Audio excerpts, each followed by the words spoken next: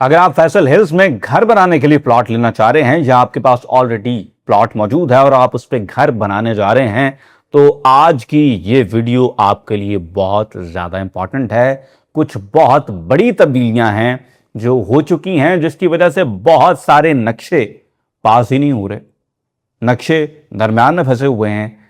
NOC के भी कुछ मामलात हैं जो कि डिस्कस करना बहुत ज़्यादा ज़रूरी हैं, जो कि बहुत से लोगों को पता ही नहीं है कि एनओसी के हवाले से क्या चीज़ें चल रही हैं। बड़ी तब्दीलियां हैं और आज अगर आपने इन तब्दीलियों के हवाले से अपने आप को आगाह ना किया तो घर बनाते हुए फिर आपको एक लंबे चौड़े मसले के अंदर पड़ना पड़ेगा और उस वक्त आप काफ़ी ज़्यादा दिक्कत का सामना कर सकते हैं। मामलात क्या हैं डिस्कस करेंगे इसी वीडियो के अंदर। अस्सलाम वालेकुम, this is Suhail Jafri from AJ marketing and builders. AJ marketing and builders Rawalpindi Islamabad के डिफरेंट सेक्टर्स और खास तौर पर फैसल टाउन ग्रुप के प्रोजेक्ट्स यानी कि Faisal Town phase 1, Faisal Margalla City including B17 और फैसल हिल्स में प्रीमियम कंस्ट्रक्शन सर्विसेज दे रहे हैं। अगर आप भी अपने लिए ऐसा घर बनवाना चाहें that you would actually fall in love with, तो हमारे दिए गए नंबर्स पर जरूर राब्ता करें। जनाब, जिस तरह से आप जानते हैं कि AJ marketing and builders construction first company है और हम फैसल हिल्स में काफ़ी देर से माशाल्लाह कंस्ट्रक्शन कर रहे हैं। डिफरेंट साइजेस के प्रोजेक्ट्स अल्हम्दुलिल्लाह हम ऑलरेडी डिलीवर कर चुके हैं। So we know this construction side और हमें पता है कि जो हमारा बिजनेस कंट्रोल सेक्शन है ये किस तरह से कुछ तब्दीलियों के साथ खेल रहा था पिछले कुछ अरसे के अंदर, और फिर अब फाइनली वो तब्दीलियां जब हुई तो उन तब्दीलियों में सबसे पहली तब्दीली जो है वो तो हमें एनओसी के हवाले से दिखी है। इससे पहले ये हो रहा था कि जब आपका नक्शा पास हो जाता था, उस पर स्टैंप लग जाती थी, तो बस वो एक ही दफा आपने पास करवा लिया और फिर आप चाहे कंस्ट्रक्शन साल बाद करें, कोई पूछने वाला नहीं था।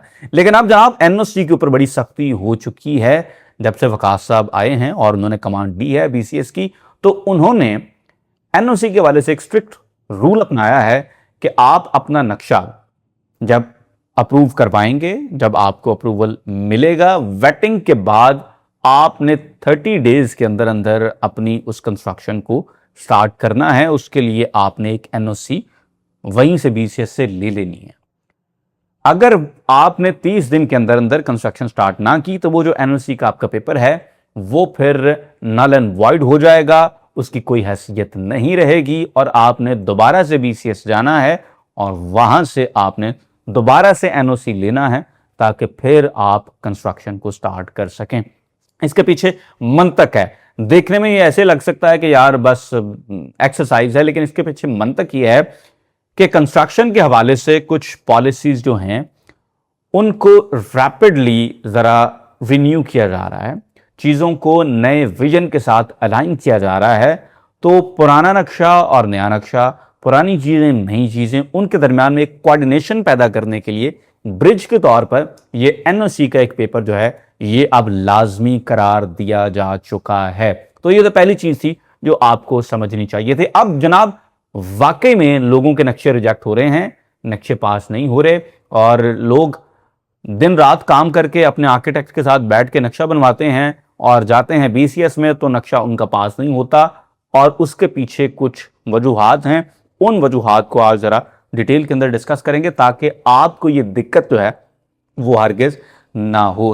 देखिए, फैसल टाउन ग्रुप का जब से नेक्स्ट चैप्टर स्टार्ट हुआ है तो इसमें कुछ नई चीज़ें जो हैं वो शामिल की गई हैं, कुछ विजन जो है उसको रिन्यू किया गया है, कुछ नए वादे किए गए हैं अपने साथ भी और अपने मेंबरान के साथ भी। और इस Faisal Town as a group ने कुछ अपने लिए फंडामेंटल वैल्यूज को सामने रखा है और उन वैल्यूज के तहत ये अपने रियल एस्टेट के बिजनेस को और बाकी बिजनेस को भी चलाने के लिए कोशां हैं। उन वैल्यूज में से चौधरी ज़ुहैर मजीद साहब ने जिन वैल्यूज को बिल्कुल टॉप प्रायोरिटी के ऊपर रखा हुआ है उनमें पहली चीज तो ऑफ कोर्स हमारा एनवायरनमेंट है और दूसरी चीज है रिन्यूएबल एनर्जी और फिर हमारे जो सेल्फ सस्टेन्ड सिटीज हैं उनके हवाले से उनका विजन जो है वो बहुत क्लियर है।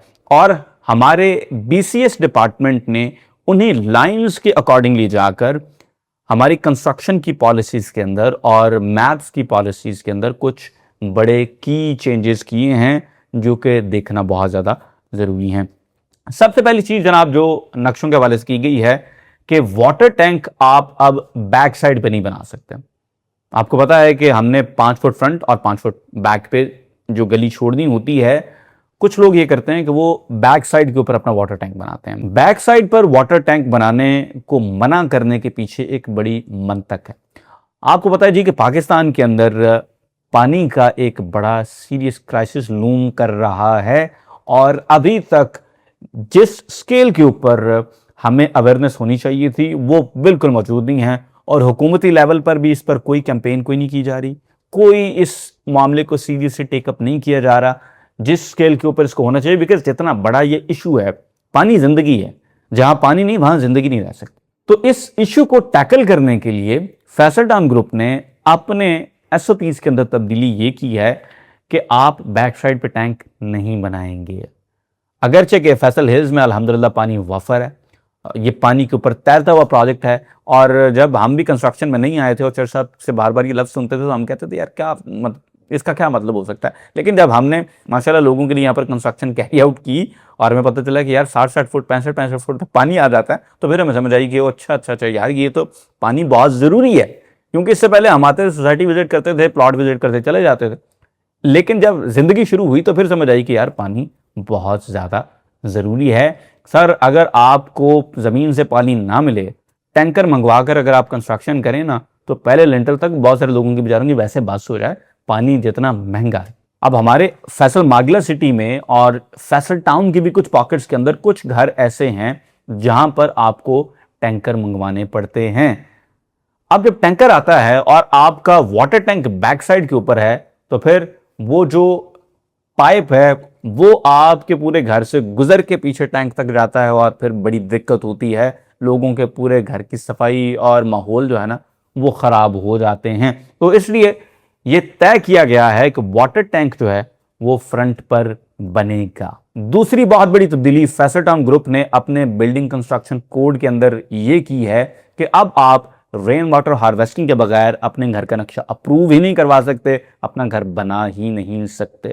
सर पानी एक बहुत सीरियस इशू है और मेरा अक्सर खुद भी दिल करता था कि यार कुछ ना कुछ ऐसा किया जाए कि हम अपनी ज़मीन को ड्राउट से बचा सकें। बाय द वे, ये पानी के हवाले से एक बड़ा ज़बरदस्त यूट्यूब चैनल है टीचर उस्मान के नाम से। आप सारे लोग उस चैनल पे जाएं भी, सब्सक्राइब भी करें और अगर आपके एरिया के अंदर उस तरह को कोई काम हो रहा है तो उसका सपोर्ट करें।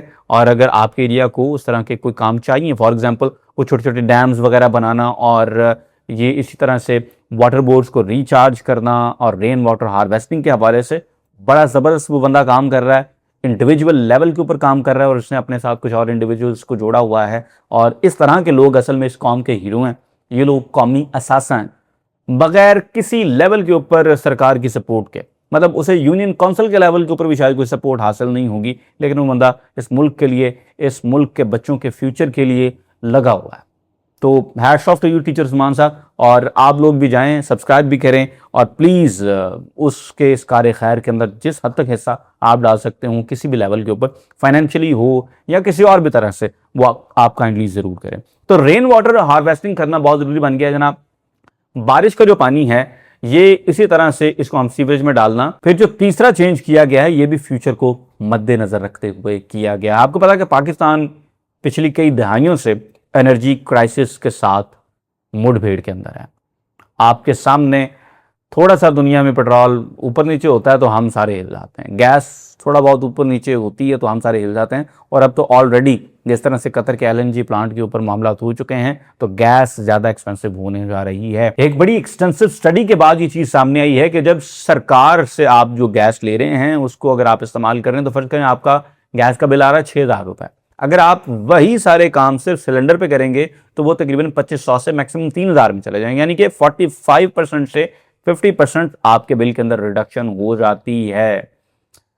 सरकार जब आपके घर तक लाइन पहुंचाती है तो उसमें दरमियान में सारे लाइन लॉसेस भी आपके ऊपर पड़ते हैं। कहीं पे गैस चोरी हुई है, कहीं पे लीकेज हो रही है, वो भी आपने, फिर आपके घरों की लाइंस के अंदर भी अगर कहीं पर लीकेज है तो वो भी बिल आपने देने हैं। तो इस वजह से जब वहां से आप गैस लेंगे तो वो आपको टोटल बिल दुगना हो जाएगा। लेकिन अगर आप सिलेंडर से इस्तेमाल करेंगे तो आपका बिल कम हो जाता है, और प्लस एनर्जी जिस तरह से महंगी हो रही है, और फिर गैस की लोड शेडिंग और इन चीज़ों को लोड मैनेजमेंट कह के अपने आप खुश करते रहना, लेकिन ये चीज़ें सरकार की लाइन के साथ मौजूद हैं। अगर आप सिलेंडर्स के ऊपर चले जाते हैं तो आपका बिल भी कम है, और प्लस आपको गैस की उस तरह शॉर्टेजेस का भी सामना नहीं करना पड़ता। तो इन चीज़ों को मद्देनजर रखते हुए अब आपके घर के डिज़ाइन के साथ ही सिलेंडर की जगह मखसूस कर दी जाएगी, ताकि आपके लिए गैस बाहर से ही सिलेंडर जो है प्लग इन प्ले हो जाए और वो सेफली लगा भी रहे। तो ये एक बहुत बड़ी तब्दीली है। जबकि चौथी बहुत बड़ी तब्दीली ये भी रिन्यूएबल एनर्जी वगैरह के हवाले से है कि इससे पहले जब आप घर बना रहे थे तो आपकी ममटी एक साइड पे होती थी, वाटर टैंक जो है दूसरी साइड पे। अब जनाब तब्दीली ये कर दी गई है कि आपकी ममटी और आपका ओवरहेड वाटर टैंक जो है ये दोनों एक ही साइड पे होंगे। इसके दो फायदे हैं। पहला फायदा तो ऑफ कोर्स ये है कि आपकी छत जो है वो थ्रू हो जाती है, एक एंड से दूसरे एंड तक आप अपनी छत को प्रॉपर इस्तेमाल कर सकते होंगे। मेरे जैसे लोग जो कि छत पे वॉक करना बड़ा पसंद करते हैं, बिकॉज ये फिजिकल ज़्यादा मेंटल एक्सरसाइज है, तो वो अपनी छत को प्रॉपरली इस्तेमाल करेंगे। छोटी सी जगह पे अगर आप वॉक करते हैं तो चक्कर आना शुरू हो जाते हैं, तो इसलिए अगर छत खुली है तो वो आपके लिए ज़रा आसानी हो जाती है। दूसरा इसका बहुत बड़ा फ़ायदा ये है कि आपको पता है जिस तरह से सरकार वाली बिजली जनाब बहुत महंगी है और आगे मज़ीद महंगी होती चली जानी है, तो लोग अब क्या कर रहे हैं कि ऑफ कोर्स एक मैसिव स्केल के ऊपर पाकिस्तान के अंदर सोलराइजेशन चल रही है। देखें, सरकार आपसे यूनिट बाय करे ना करे वो एक अलग किस्सा है, लेकिन एटलीस्ट पीक आवर्स के अंदर भी अगर आप अपने लिए बिजली खुद बनाकर उसको इस्तेमाल कर लेते हैं तो ये बहुत बड़ी चीज़ है, और आपके बिल के अंदर बड़ा मीनिंगफुल रिडक्शन ये चीज़ ला सकती है। जिस तरह से ख़ास तौर पर आजकल एसीज जो हैं वो डायरेक्टली अब सोलर के ऊपर भी चल जाते हैं, तो इस वजह से सोलराइजेशन बहुत ज़्यादा ज़रूरी हो चुकी है। और ख़ास तौर पर वो बंदा जो अपने लिए घर बना रहा है उसे तो इसके ऊपर ज़रूर जाना चाहिए, ताकि वो अपने बिजली के बिल को कम से कम रख सके और बिजली को वो प्रॉपरली इस्तेमाल कर सके। जो उसकी ज़रूरत है उसके मुताबिक बिजली उससे मिले। अगर उसने हीटिंग कूलिंग करनी है वो चीज़ें उसकी चलती रहें, वरना अभी आपके सामने ज़रा थोड़ा मामलात हुए, बिकॉज अभी भी हमारे बिजली का कुछ पोर्शन इंपोर्टेंट फ्यूल पे चलता है, तो इस वजह से जब तेल में डिस्ट्रप्शन आई है तो लोड शेडिंग अचानक से बहुत बढ़ गई थी। तो ये एक फेल सेफ भी है आपके लिए, प्लस आपके लिए बहुत बड़ी बचत भी है। और वंस अगेन फॉसिल फ्यूल्स से अगर आप अवे मूव करते हैं तो ये हमारे ग्रीन फ्यूचर के लिए भी बहुत ज़बरदस्त चीज़ है। और ये ग्रीन फ्यूचर जो है ये ऑफ कोर्स फैसल टाउन का एक बहुत बड़ा विजन भी है, और इसी विजन के तहत सिर्फ और सिर्फ साल 2026 के अंदर ही फैसल हिल्स के अंदर 5 लाख दरख्त अल्हम्दुलिल्लाह प्लांट किए जा रहे हैं, जो कि एक बहुत बड़ी चीज़ है। तो ये जनाब कुछ तब्दीलियां थी जिसमें एक एनओसी कंस्ट्रक्शन के हवाले से, प्लस आपके नक्शे जो हैं वो क्यों अप्रूव नहीं हो रहे और आपको बड़े चक्कर लगाने पड़ रहे हैं, या फ्यूचर में अगर आपने नक्शा बनवाना है तो ये चीज़ें आपने ज़रूर जहन के अंदर रखनी है। Faisal hills, Faisal town phase 1, Faisal Margalla city including B17 में AJ marketing builders premium construction services भी दे रहे हैं। अगर आप अपने लिए घर भी बनवाना चाहें तो आप हमारे देखे नंबर पर ज़रूर रब्ता करें। इंशाल्लाह मिलेंगे अगली वीडियो में। अल्लाह हाफ़िज़।